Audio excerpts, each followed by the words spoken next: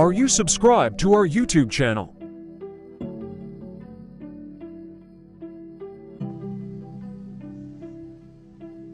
Good morning. I wanted to show y'all my outfit. Hold on one second. Nothing too spiffy or the mirror kind of dirty. Hold on. Okay, y'all. Here is the fit right there. I got on these shoes. A sheet and dress. Look at pockets. Let's go pockets. My mom put me this. That's good. Got my hair slicked back. I put a little makeup on.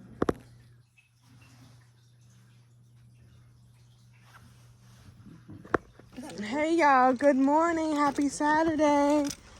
We're about to take Charlie this way. Oh, you don't want to walk in the grass? Alright. We about to take Charlie. I'm about to take Charlie to meet up with her girlfriends, her good girlfriends for why are you walking like that? Come on now. For a party. You know they like to link up on the weekends. Look at her cute little shoes. My pandas. Her pandas. That me mom got her. So you want to get on this side and walk over, or just?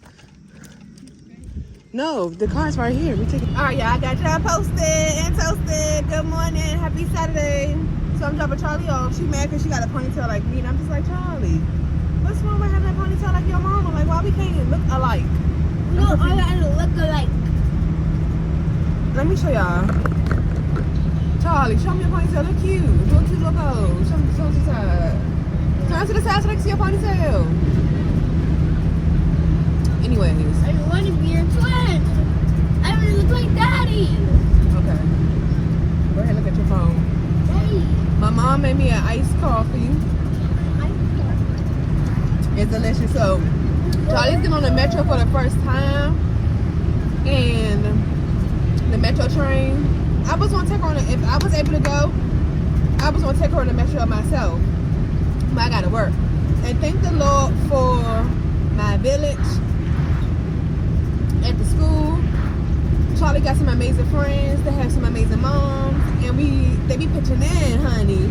And I just love that. I just love the fact that I could be so hands-on and so involved in Charlie's, academic career. I'm not like always working, that I can be involved, and I have great relationships with her friends, moms, and it's just a whole village. I love it. Is it rain yesterday? I don't know, I'm not 100% sure. So that's that. I look terrible. I got on my same sweater from yesterday. I didn't get to show y'all my sweater that my mom got me, but it's really cute. It says stronger than the storm, because baby, the storm has been coming. It went from a tropical storm to a category 2 storm. The life don't like it. But we are here and we are making it through. So, yep. I'm thinking, Charlie, since we don't have time to grab her a card, should we just give her the whole $20 and then I'll give you some money from the $20? No, I want some money. I'm gonna give you money, but we don't have time. How much? You said $13. No, if you don't have $13, I was gonna give you. Huh? If you don't have $13, No, I'm gonna give you the whole $13, but I'm just saying we probably should just give her the $20 bill. Oh, is my book in here? Do you see my book somewhere?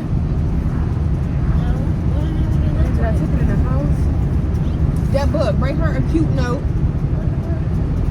Ooh, I got a pen here. I got a pen here somewhere. Make it work. Write her a cute note. Fold it up. Put the $20 bill in there. It's more personable than a generic card. What's your married card? You feel my drift? You feel my drift? Yeah.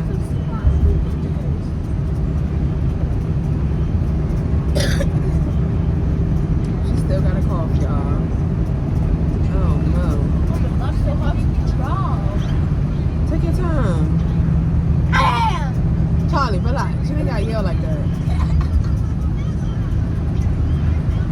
So, How you gonna stay out for that? just put STEPH. I think it's spelled like that.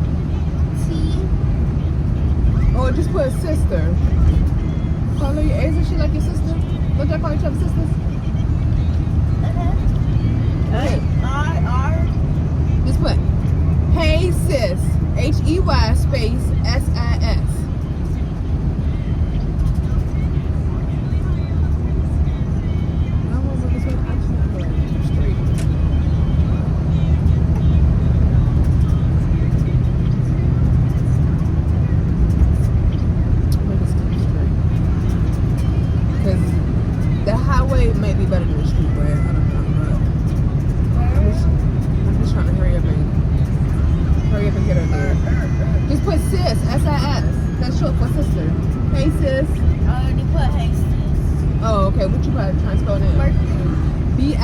Put B and then put D-A-Y. That's how we want to do it.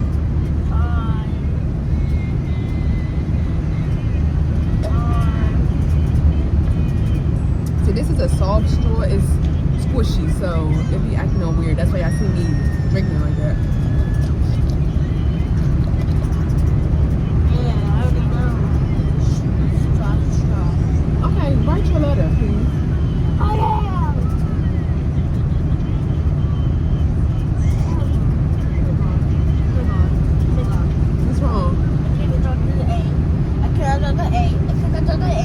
Why? Because I thought I really had to talk about this. Can you draw a picture instead then? Or do it, start over on the next sheet. My hands is ashy, y'all.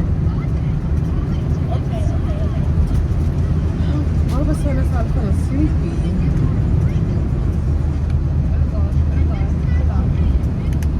Okay, it's gonna work.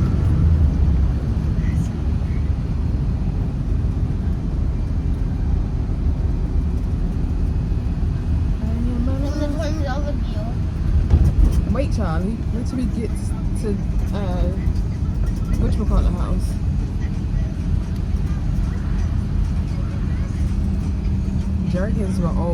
Jergens lotion will always smell amazing to me.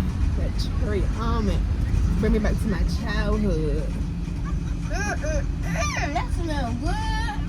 Let me see, Charlie. Let me see that.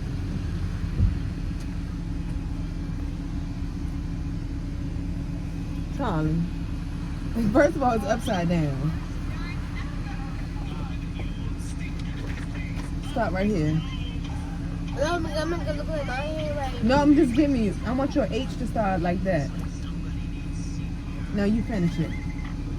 A, P, take your time right here. No.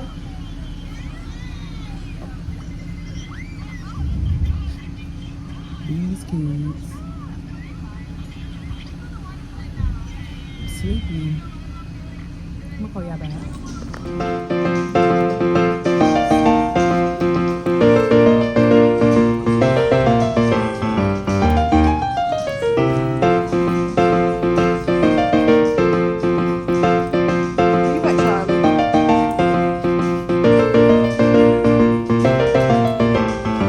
Turn left on Marlboro Pike. Then turn right on Forestville Road. That's what I'm saying. We could have got there first. Hey y'all, so I just dropped Charlie Rose off. They gonna be late, child, cause it said I'm gonna get home at 10:04, and then movie start at 10:15, and they going down to Chinatown Gallery Place. And they supposed to be catching the metro. So I don't know. They might as well just drive at this point. But anywho, so after that, she said she gotta run some errands, and then we can link up. That's give me enough time to do these cupcakes and drop them off. But it's something I need to tell you guys. Like, I instantly just got butterflies in my stomach. But something I need to tell you guys that you guys probably can kind of figure it out from putting 2 and 2 together from the last vlog. But Harry and I have decided that it's best that we go our separate ways. And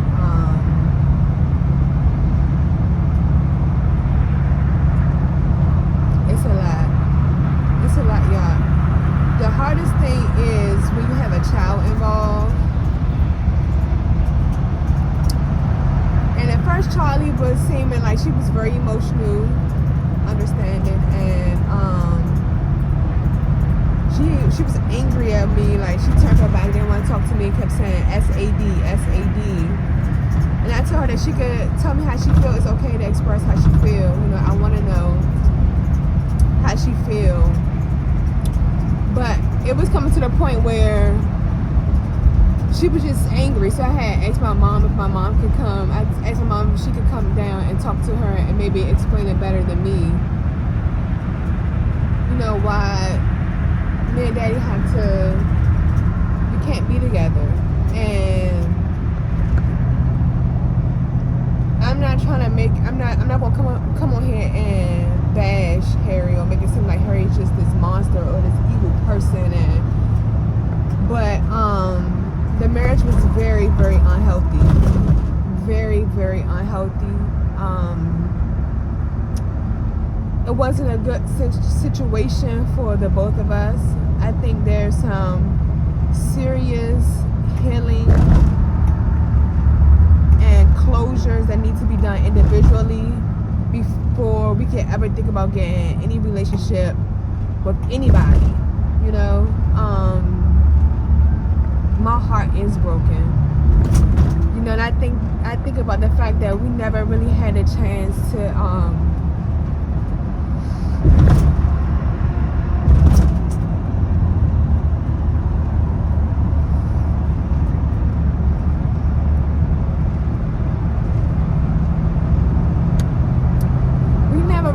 chance to actually experience marriage, a real marriage. And it breaks my heart. It does. We still have a closet in the basement that's full of our wedding gifts that we opened a few of them, but we never got to really enjoy our wedding gifts. We only opened them on the day of when we was at our lunch. We never had a chance to actually buy a house together as a married couple, or to live together in our own space as a married couple and really enjoy each other. I do feel robbed of those moments and opportunities. I just feel like in the 2 years that we've been married, we never had a chance to really enjoy our marriage and experience. We never had a honeymoon, which is okay. We just never had those moments or times. I feel like, dang, we never got to travel together as a married couple. And even though he's not a big traveling person, I want to say maybe a few weeks ago, he was like, I think I could get over, if my brother can go on a cruise, I think I should be able to get over my fear or whatever of going on a cruise. But we never got the chance to really enjoy our marriage. And if you look back at some vlogs 2 years ago when we got married, like, even something so simple as being intimate, we never really had the chance to really experience like real intimacy as a married couple. Even when we got married on our wedding night, we didn't even, you know. So it's just like, dang, man, like, I feel like I failed. Like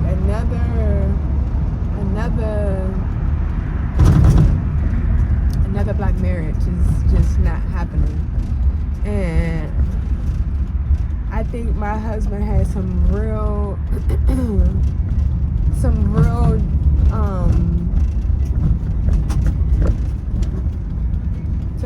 deep-rooted issues that he has to really address.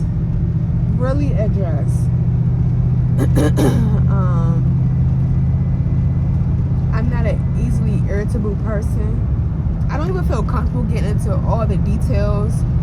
I don't know if I would ever feel comfortable with getting into all the details with you guys. Like, my family know, but and like I said, I'm not saying that, oh, my husband monster, and well, he's not going to be my husband for long. I have to get used to not to saying my husband, but it's just so weird. But anyways, I think mental illness is real. I think mental illness in the black community, especially our black males, they're in denial, don't want to seek help. I think all the signs was there, but maybe I overlooked them. I felt like, oh, maybe I can help him, or I don't know, but I'm not a very quickly irritable person.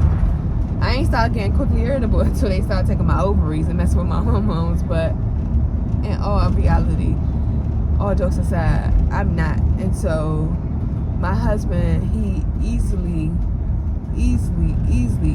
can get irritated, easily could be triggered. That's uncomfortable for me.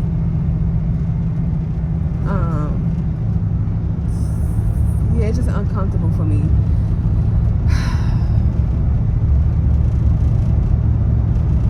And I feel like when you can get triggered that easily, it's some real deep-rooted issues that you have to dig deep within yourself. Everybody has been through things, and I'm not disregarding anybody's trauma or how they heal or their healing journey, but you have to do, and I know they say you stick to your marriage through thick and thin, but you guys don't know the half of the stuff that we've been through. And I was telling my mom how some people believe, especially down south, like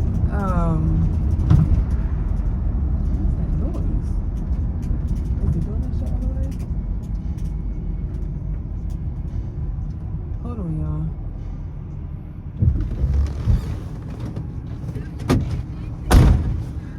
I don't think Charlie shut her door all the way. But even down south, they believe like, even if your husband put his hands on you, that's the only way y'all can separate is if he cheats.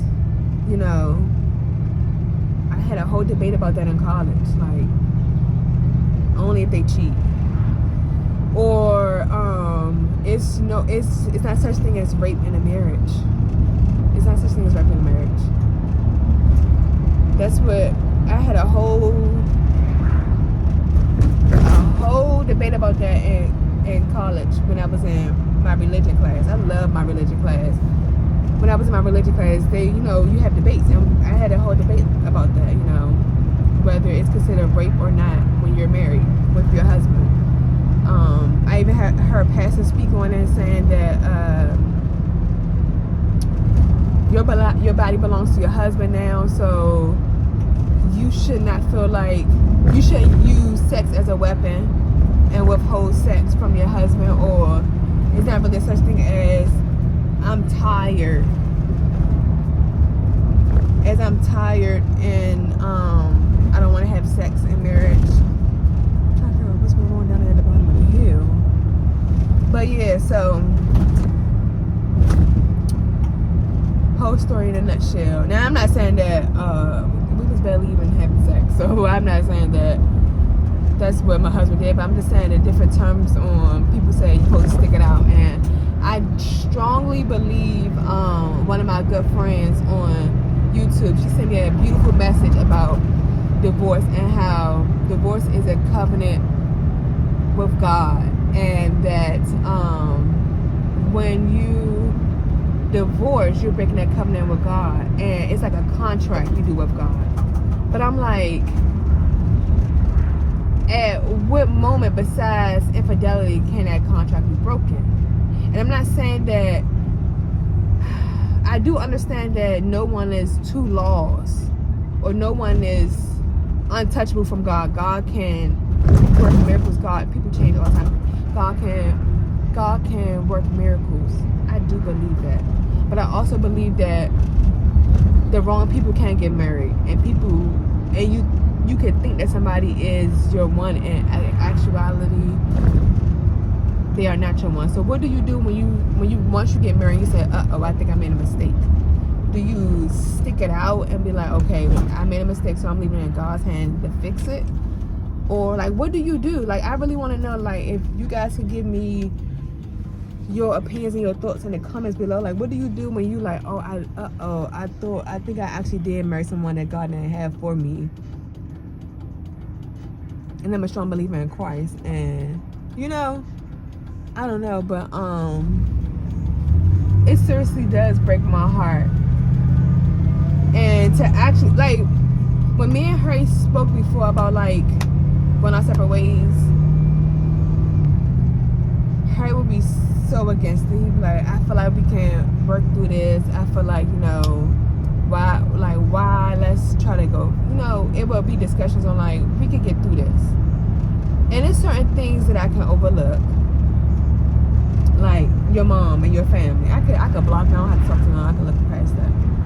Little small bickers, like, oh, we're bickering about this, disagreements about this, like, that ain't nothing. But it's certain things that I'm just not willing to overlook. And that he's a bad person. I'm saying that the decisions that you make aren't smart. And then some of the things that you do, you make bad decisions. And other things that you do, you seriously need some individual time to yourself.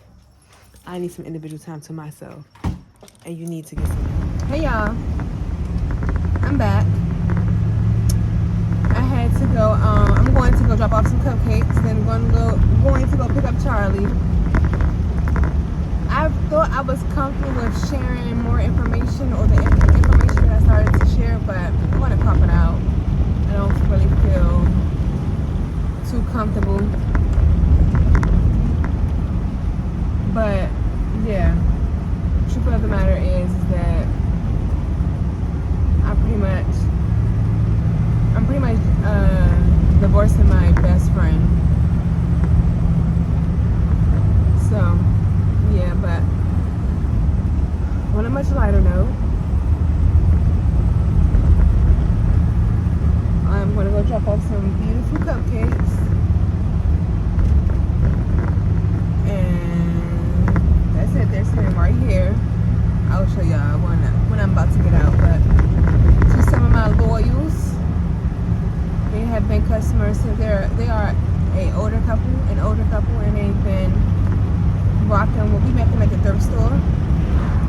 Harry told the wife about my business, and they have been ordering cupcakes. And they don't just order like 6 or 12, like they order cupcakes. I guess they always have like events at their house. They have a beautiful house, and they order cupcakes, honey. They be ordering them cupcakes. They always invite us to their house, but I'm either baking not only just their order, and they never just order a little bit. I'm always baking for them and somebody else, so it never works out. But I would love to attend. When I first told her that we was getting married, she was so excited, so happy. When we was living in the hotel, she used to send me scriptures.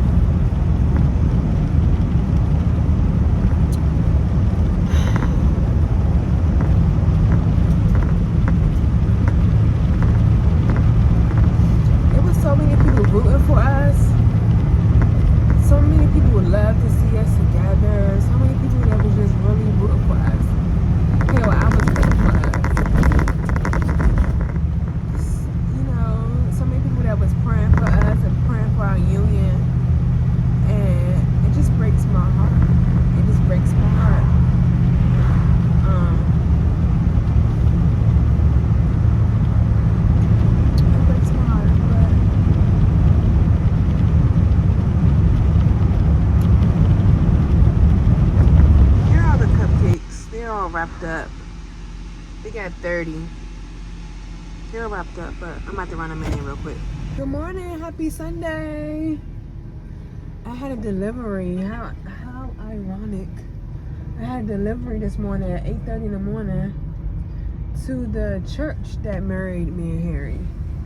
And the lady that coordinated the wedding was like, oh my gosh, how are you doing? Are you doing okay? Me being all fake.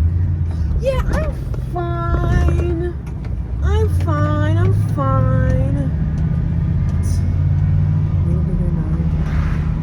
I'm going through it, honey. But that's neither here or there. Free coffee from Royal Farms. Because I have the app. So I got me a coffee. I wasn't going to get me a breakfast sandwich, but I got like bacon, eggs, and bread in the house that I can just eat. I just don't feel like making it. Charlie is asleep. Make her up so we get ready for church. Yeah. I hope you guys are having a fantastic day. I hope you guys are doing well. My mom got me this shirt. I still ain't show y'all. I've been waiting for like 3 days now, right? It says Stronger Than the Storm. It's called from a store called Faith and Love, I think she said. Really comfy. It's big, but I like it like that. Really comfy, great quality. And she said it's not expensive. Like I want to get my my sweater, my Theuglycakefactory sweaters and hoodies back rocking and rolling. But I want them to be affordable because she said this was cheap. And mine ain't cheap, like $50. So, but this coffee is really good. I like that you can put your own creamer in it. I just wish they had sugar-free. They don't have any sugar-free. I could have sworn at one point in time they had sugar-free, but they got oat milk and almond milk.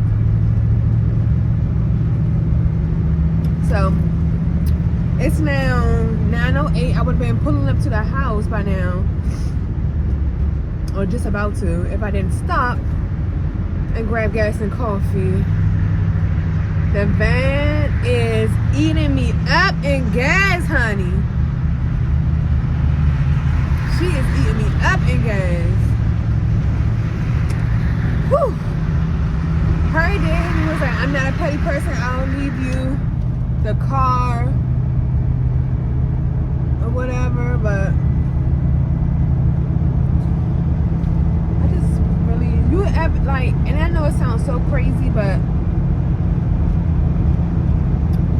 the worst feeling is wanting something that you can't have because you know it's not good for you. And that's how I feel about my husband. Like, right now, I really wish things could have worked out, and I really love him, but I know he has to get himself together. And it's like, all my life, since a little girl, I have experienced like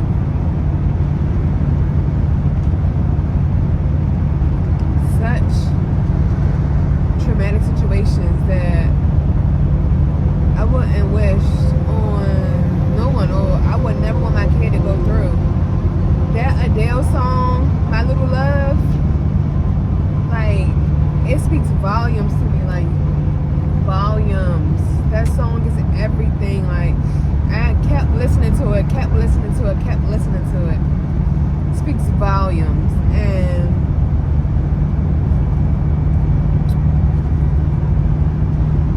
I'm a big believer of hurt people. And for some reason, my husband is just so hurt. He always say he didn't have such a bad childhood, but when you hurt, you say and you do many things because you want people to feel the pain that you felt. And I remember that when I was a kid, I was hurting really bad, but nobody knew why I was hurting. It was just, I only knew I was hurting. Once I got older, like I told my cousin, Rajane, but the way I would tell like Rajane, or I would try to tell like a friend what was going on. I would try like throw little hints or say something and be like, no, because I'm just too ashamed and embarrassed. But I was a hurt little girl, and because I was a hurt little girl, I was a mean little girl, very mean. I had this one friend. She was the sweetest girl, and I was so mean to her, and she would cry. And later on in life, she wound up calling this part-time job that I had. I was working at the doggy daycare. She called out of nowhere. She called for some help, or she called for something. I can't remember why she called. And it was just like, oh my gosh, bear your fruit. Is that how the saying go? Like, I remember I was so mean to you, but you still called me your friend. My cousin, I had did some mean things to my cousin. Like, I was so jealous of my cousin. Like, I felt like you got your mom, and she had an amazing stepdad, like my uncle. Amazing stepdad, amazing. Meanwhile, my stepdad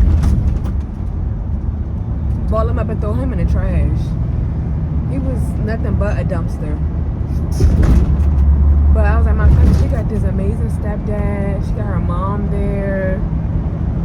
You know, they seem like my cousin and my aunt, their family, they was always like so lighthearted, like always giggling, laughing, joking, dancing, music, just always love you, lovey-dovey to me in my eyes. We wasn't really lovey-dovey in my household. I envied that. I was jealous of that. I was jealous of my other cousin. She got whatever she wanted, and you know, she had at the time a stepdad in the house that looked out.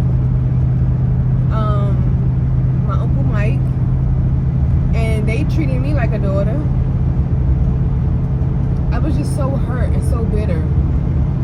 I was young. And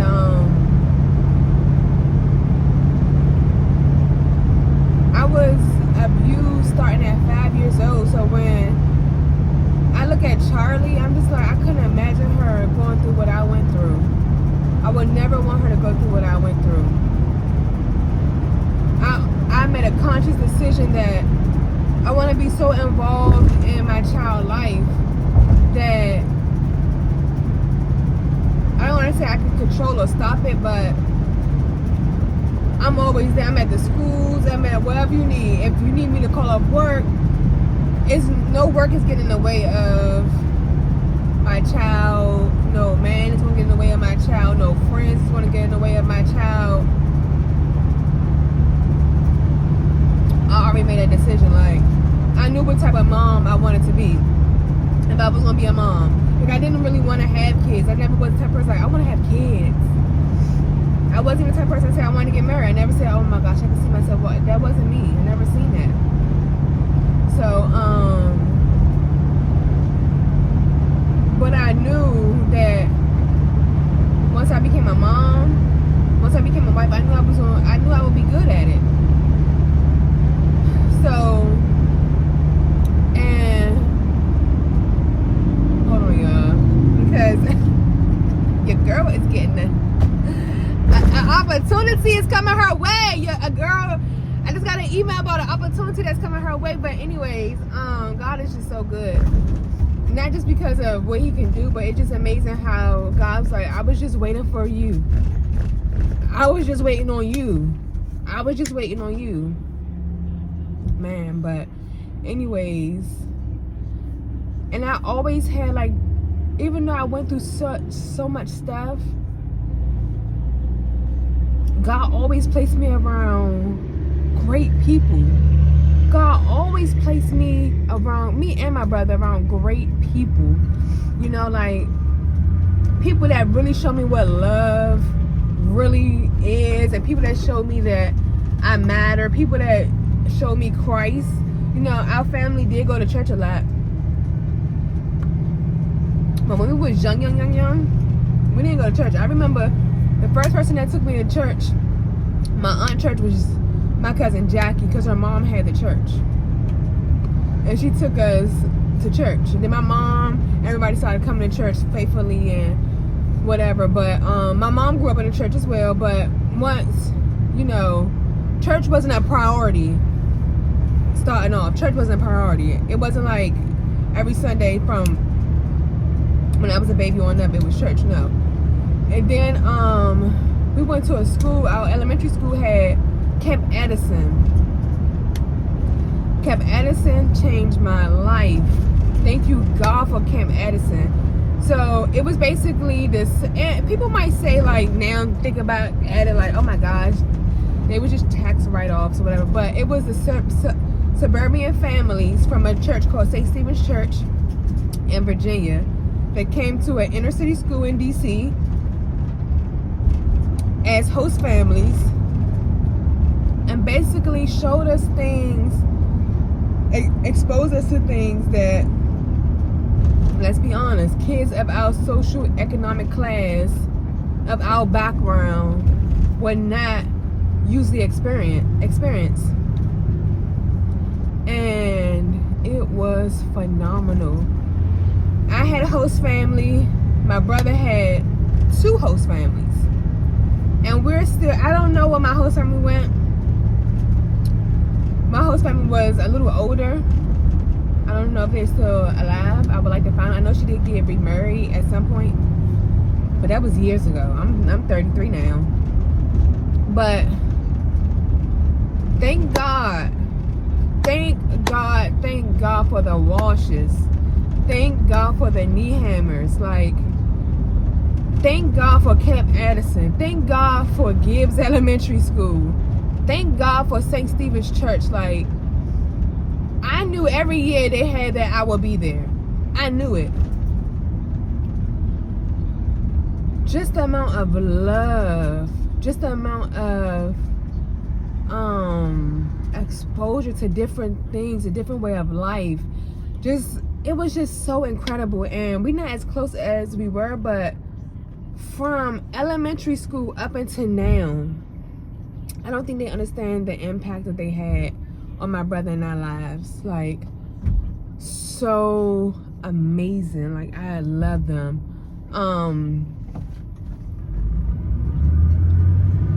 I always had amazing teachers. Always bonded with my teachers no matter what grade I was in. If you know who Ben Bernanke is, yeah, Google Ben Bernanke. Ben Bernanke's wife was my brother's Spanish teacher. They had this capstone in high school. We could go to Costa Rica. God blessed me with Miss Bernanke. She picked me and my brother to go to Costa Rica for 2 weeks when I was in high school. 2 weeks. I couldn't even imagine letting Charlie go to some daggone Costa Rica. I didn't know too much Spanish. They didn't know too much English, but it was the best experience I have ever experienced in my life. In my life, hands down. Like, Miss Bernanke, and she had like this, like, really, my grandma Roseanne, because she like fundraised. She used to come to the schools, and back then I didn't appreciate that. I used to be so embarrassed. My grandma used to come and try to sell soap dishes for us and sell little pendants and stuff for us so we could go to raise money so we can go. My grandma was like, she didn't play about us. My mother did not play about us. Like, she wanted us to have the best life we could possibly have. Like, whatever she can do to make sure we had the best life, she did. Like, I'm so grateful for my grandmother. But and my grandmother and Miss Bernanke had like this bond. Yeah. And I don't want to say bond like this. My grandmother appreciated Miss Bernanke so much, and Miss Bernanke appreciated my grandma so much. So Miss Bernanke wound up opening up her own school. Miss Bernanke had me on payroll pretty much as her school, as a contractor. I was bringing muffins. I knew I was going to have money every single week because of Miss Bernanke. I was baking for her school every single week.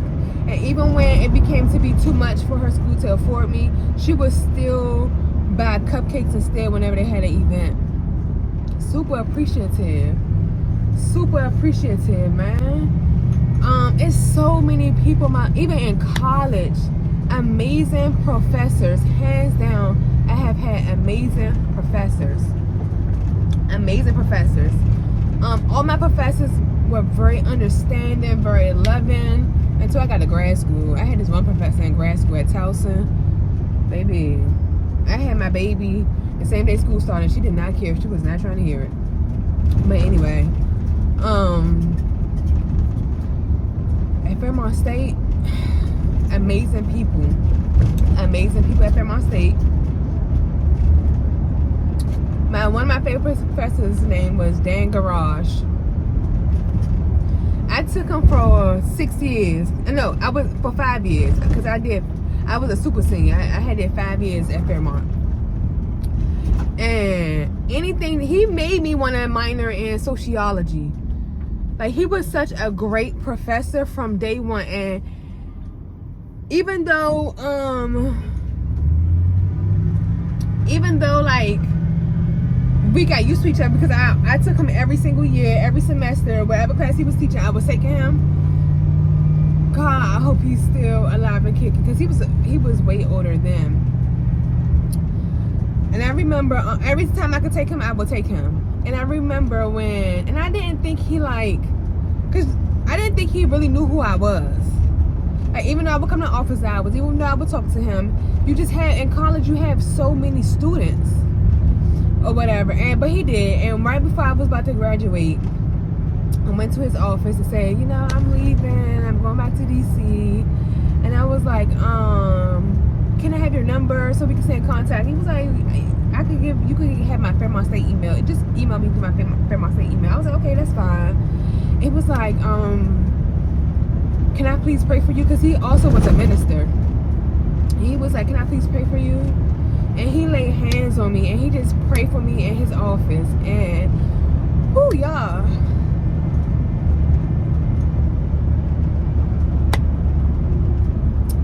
And I was so grateful. I was like, Mr. Garage, like, I really prayed a beautiful prayer. He prayed over me and my future and my life. And I was just so appreciative of him. Miss Jennifer Weiss, oh my gosh, she was like, at the time I was dating my college sweetheart, and she was like a lifesaver to me and my college sweetheart. And my college sweetheart knew her first because he was in college before me.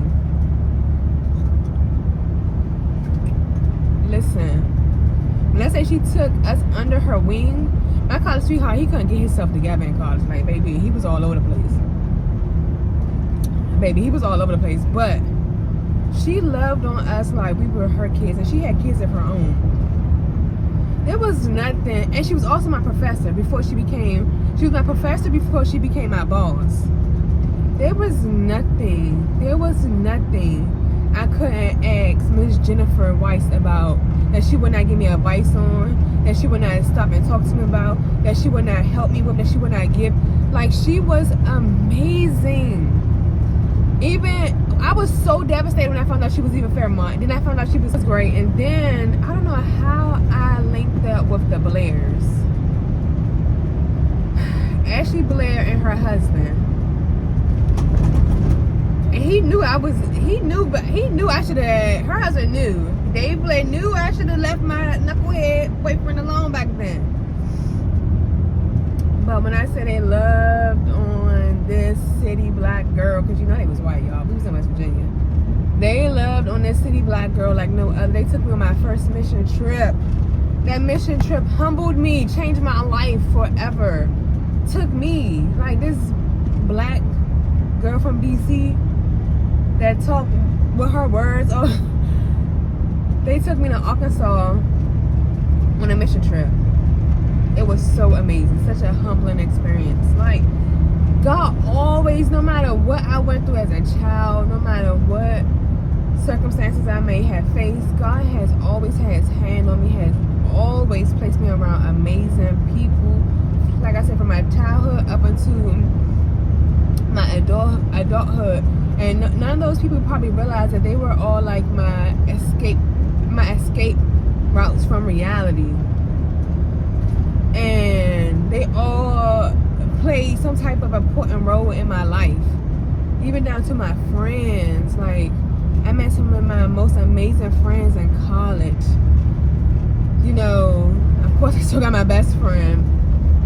But all these people have been some type of escape, some type of outlet, because I was dealing with so much bottled up inside.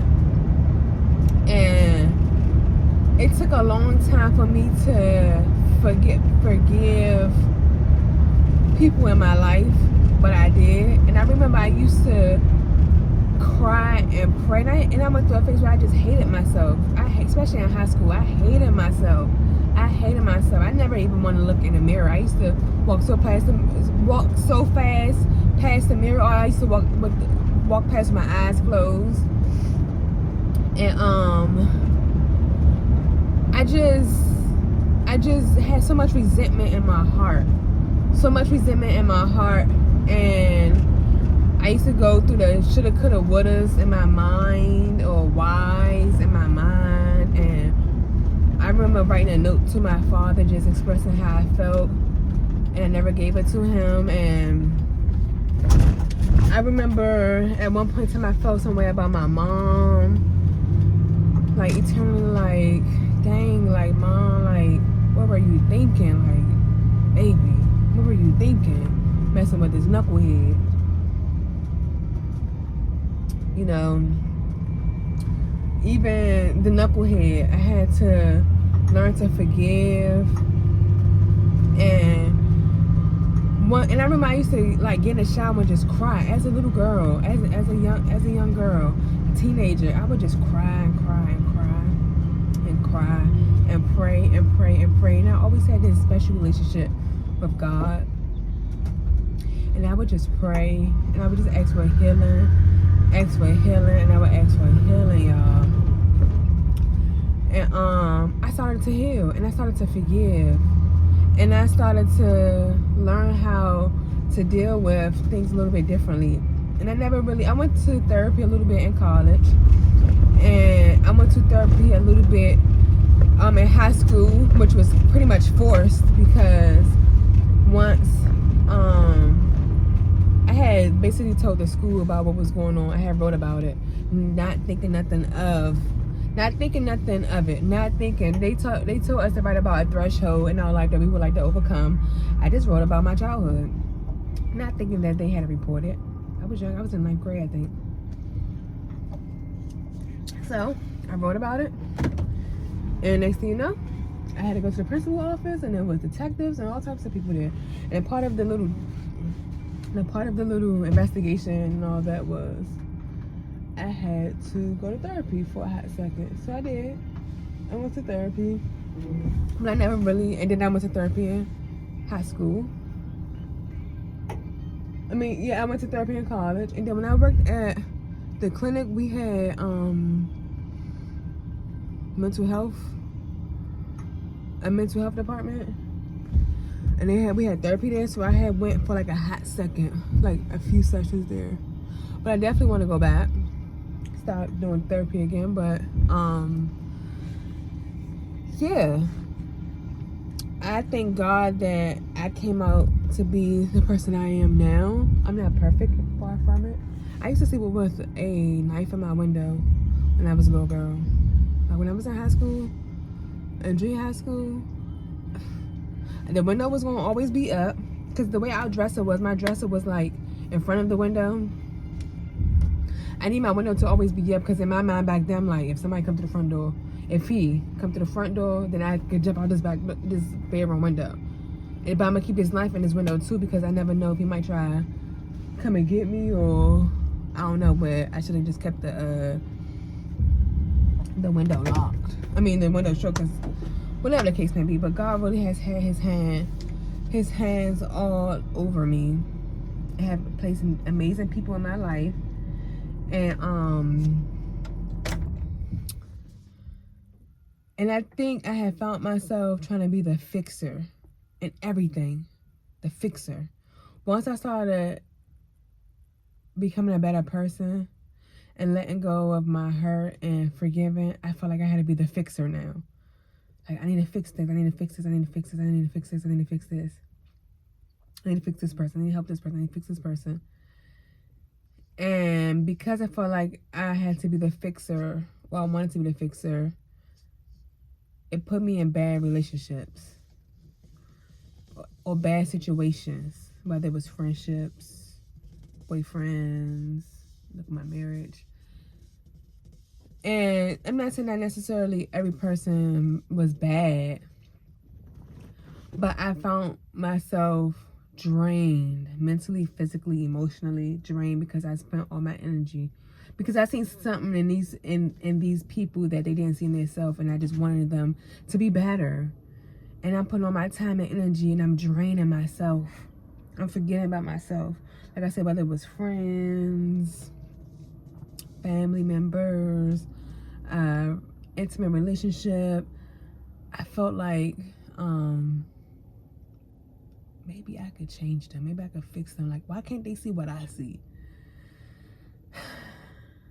And I had to realize that's not my job. You know, you can tell people about God. You can help them in the way that however you can as possible, without losing yourself and forgetting who you are. You know what I mean? So that's something that I've really, and I'm still working on that. And I found that I had to realize that when it came to my marriage. And another thing about me is when I love so hard. And I don't know if it's because of my childhood. I try to be extra affectionate to Charlie. I try to show her so much affection and be extra lovey-dovey on her, you know, because we wasn't really lovey-dovey growing up. Definitely wasn't the I love yous before we hang up and kissy-kissies. And that's how Harry for me. It's not like Harry's gonna tell you he love you. He don't care if you're a friend or what. He's gonna say I love you. And I have heard his family say that they argue like cats and dogs, but they do say I love you, or they are gonna come back. You know what I'm saying? Be cool the next day or 5 minutes later and be like I love you. But I do find myself being loving extremely hard and having a hard time of letting go. And I don't know, like I said, I don't know if it's from my childhood or why, but I really have noticed that in my marriage. And I found myself going deeper and deeper and deeper down the rabbit hole. Completely losing myself. Completely. Like my stepchildren. I knew them since they were 3. They was here before Charlie came, and the relationships between them and their moms and Harry wasn't the best. It was a little rocky, and I was like, I introduced myself to their moms and, you know, let them know that, you know, I would like to build a relationship with, because me and Harry had already started talking about being together forever at that point. So in my head, I'm like, we're gonna do this. I ain't got time for the animosity and all that. So I fell in love with the girls. I fell in love instantly with the girls. I enjoyed spending time with them, especially the twins. It was like they was coming over when we had our other 2 apartments. They was always coming over. Christmas, I enjoyed going Christmas shopping. I just enjoyed it. They became a big part of my life. And then with his mom, she became a big part of my life. Like, we was talking on the phone every day, all day. Even if I didn't like what she did or said, I was still there. The twins' grandmother, she became a big part of my life. Like, she was going through a lot at the time. She might need help, or she'll call to the girls did this, and I will be there. And then that's when I recently realized within the past year that I can't help you guys. I'm burnt out. I have to refill my tank so I can be the best that I can be for me and my child and my family. So, I'm learning, I'm growing, and there's so much more to it, and so much more to the story. But I have to go in the house and get ready for church, so I'm gonna connect back with you. Hiya! Hi. It's us again, Yeah. Seatbelt? Oh, you got the seatbelt. Okay, perfect. We're about to run to the store Yeah. to grab some stuff to make pizzas. Yeah. And my mom wants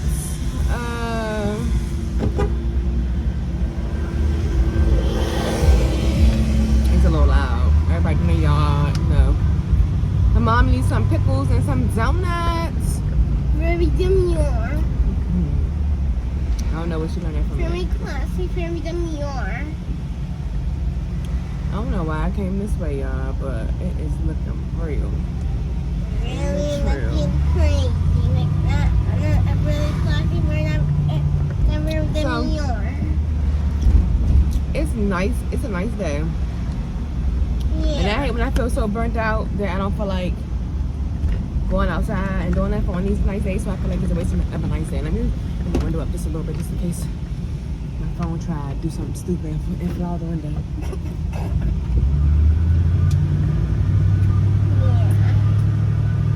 But yeah, that's what we up to. Do y'all like making homemade pieces? Like we get the naan bread or we get the tortilla breads, but sometimes the tortilla bread be just. Mommy, your phone's shorter than mine. Oh. Look. Oh yeah. Yeah, my phone's taller, so I can walk way taller than my mom's phone. This gas is kicking my butt, man. I've been looking at little cars. Try to make sure the phone don't fly out the window, please.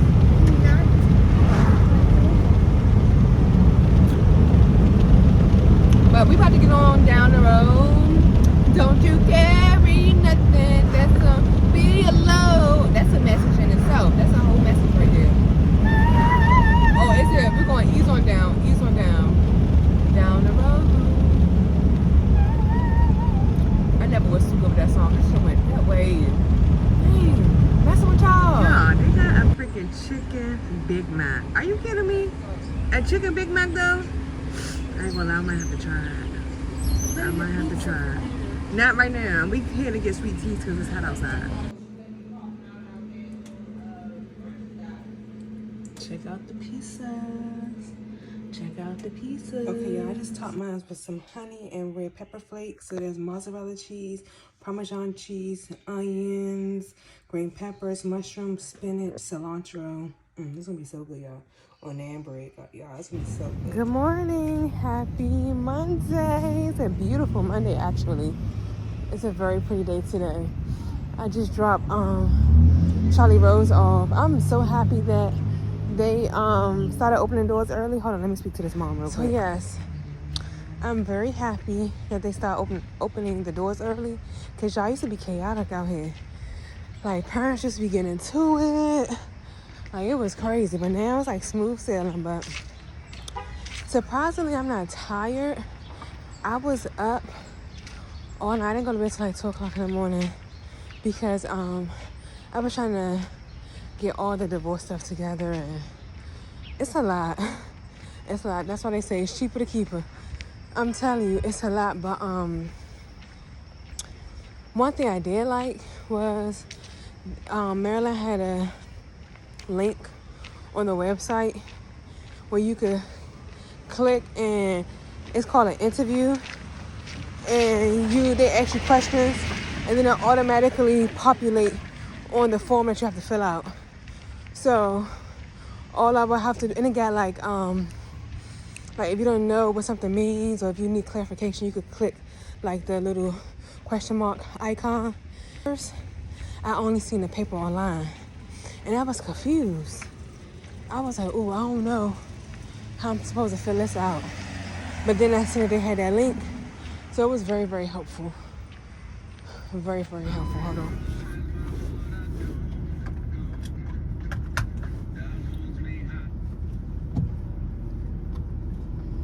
Okay, y'all, so I'm back in the van. I just pulled off. But, yes, I was up all night doing that, dealing with that, and I don't feel tired, actually. The only feeling I feel is I just keep getting these gnats and butterflies in my stomach. I don't know what that's all about. I don't know if it's like, I can't believe this is really happening. I can't believe this is real. that's all about. I also filed for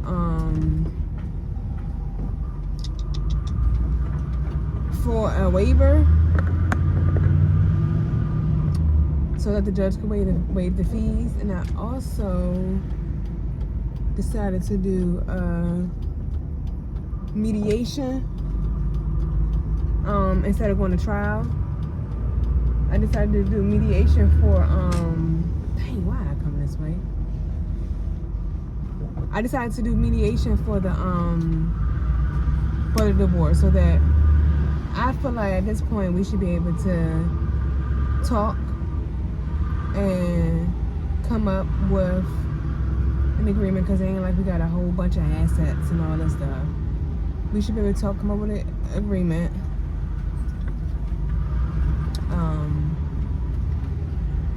With a mediator.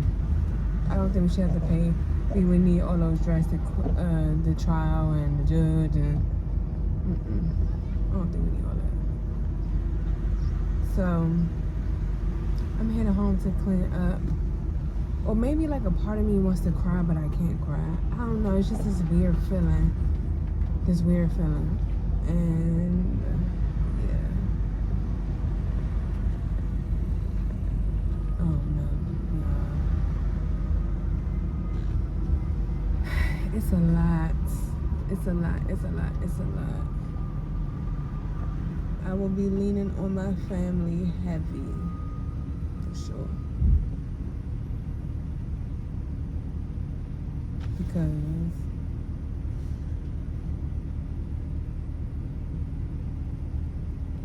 I'm still in like disbelief. Maybe I'm just still trying to process it all. I'm still all trying to process how this gas is taking all my money. Good goodness.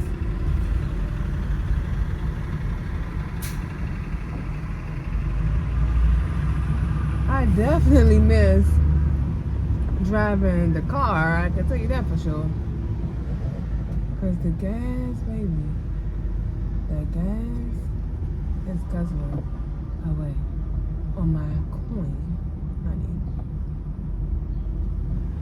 And I want to work on getting me a little car. I was looking at the little Fiats. Something real small, but it's just me and Charlie. A little car. I'm gonna work on that. And then stacking my money up and saving my money.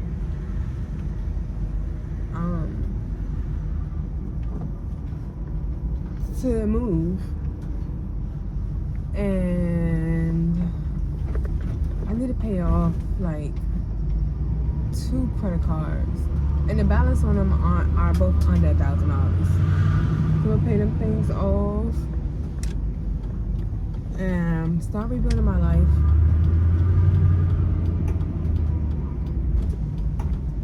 Just start rebuilding my life. I couldn't even imagine getting married again. Like, the thought of being remarried is scary to me. Like, I could not fathom the thought of going through the whole process of getting married again. Like, I would need some real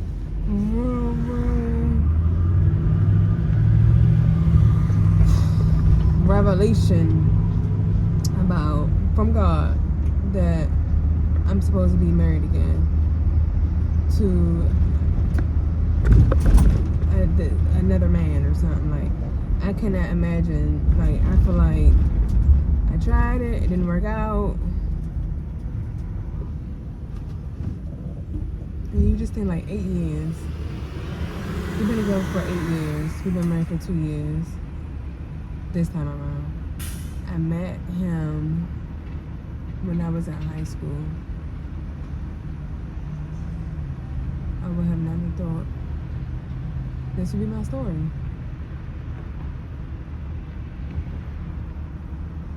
Charlie talk about him all the time. All the time. I never thought my child would grow up, you know, and her parents are divorced at 6.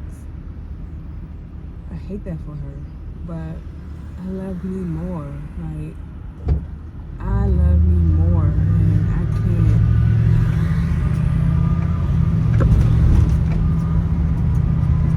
He was like my best friend. Like, as crazy as it may seem, because we're getting divorced, I do believe in my heart that we could be great co-parents and great friends. We just can't be together. And we had so many great moments, so many great times, so many highs, but the lows was bad. The lows was bad. And it's hard to make something work. Also, I hope I can hear me. Let me roll up the window. It's also hard to make something work when a person doesn't want to hold themselves accountable, and when a person isn't willing to put the work in because they are oblivious to what's really going on. I remember when we was in premarital counseling and we had to read a book, and he was like, there will always be two perspectives on your marriage: the husband and the wives. The wives would say that their marriage is on the rocks, and then the husband would be like, oh, my marriage is great. My marriage is great. And, you know, I provide, I get up and go to work. And then the wife is like, I need more than that. And he like, what, huh? I make sure the bills are paid, you know, I'm going to work. You have everything you need. And she's like, no, it's more than that. And they were just basically saying, because you're loving outside of each other's love languages, so you're not really giving them what they need. You're giving them what you think they need. I mean, of course everybody needs shelter, but yeah, so that's how I feel like it was in my marriage. Like, and it's so true. I view my marriage as one way, and Harry viewed the marriage as one way, and we never was on the same page about how we viewed our marriage until he was irritated about something. Then he'll be like, oh yeah, it's not working. Other than that, it'll be all fine and dandy, you know. So I'm just trying to pick up the pieces and start life over after being married and after, you know, dealing with what I dealt with. I'm still young, so I don't know what life has in store for me, but I don't know what God is doing, but I'm here for it, honey. I'm listening. I'm all ears, God. I'm all ears. I'm all ears. I don't know what's on the other side, but I'm trusting God. I know for sure I'm going to switch cupcakes to the weekends only.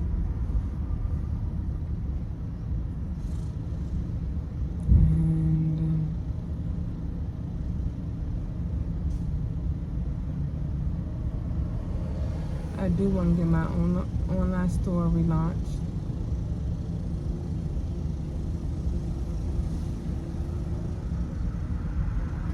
Man.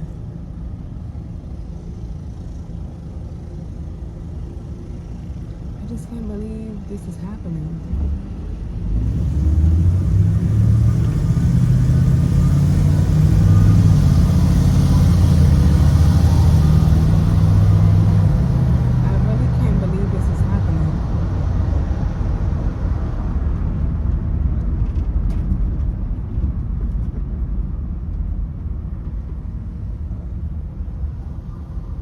So many like whys, like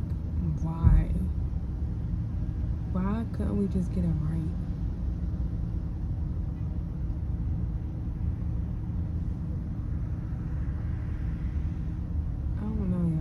like I'm just stuck. It's just like I'm stuck. It's like I don't want nobody to ask me if I'm okay. I don't want nobody to ask me if I talk to them. I don't want nobody to ask me nothing about it. You know what I mean?